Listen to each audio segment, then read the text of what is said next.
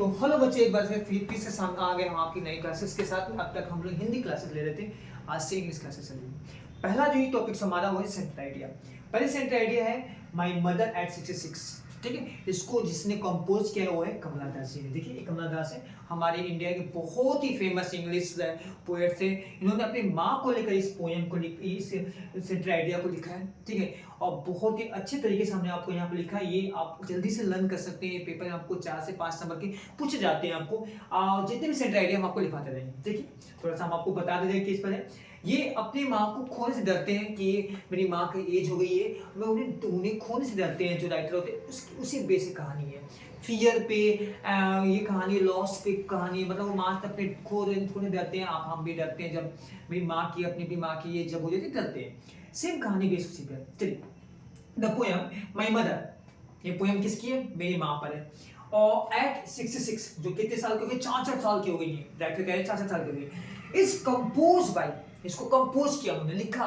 ठीक है, ठीक है, compose by popular Indian English poets Kamala Das ji ने। इसको लिखा है कमला दास जी ने, अपने माँ के ऊपर लिखा है उन्होंने। उन्होंने लिखा कि the poem my mother eight 66, मेरी माँ, ये जो पोएम है ये मेरी माँ के ऊपर बेस्ड है, जो 66 साल की हो गई है। इस कंपोज में popular Indian English poets Kamala Das ji ने इसको लिखा है। वो अपनी माँ के ऊपर बेस्ड कर रहे हैं। देखिए आगे कहते हैं, in this poem based on the themes of advancing as, है ना, ये एज के ऊपर उन्होंने लिखा है। ये जो हमारी पोएम है मेरी माँ के एज के ऊपर डिपेंड है। डिपेंड क्या? उसी उन्हीं पर बेस।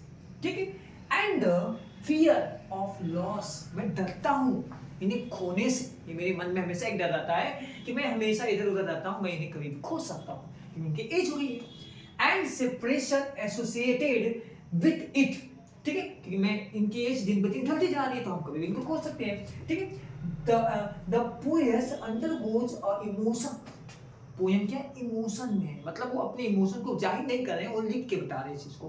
ठीक है, उनके मन में हमेशा चलता है कि कभी भी हम नहीं खो सकते।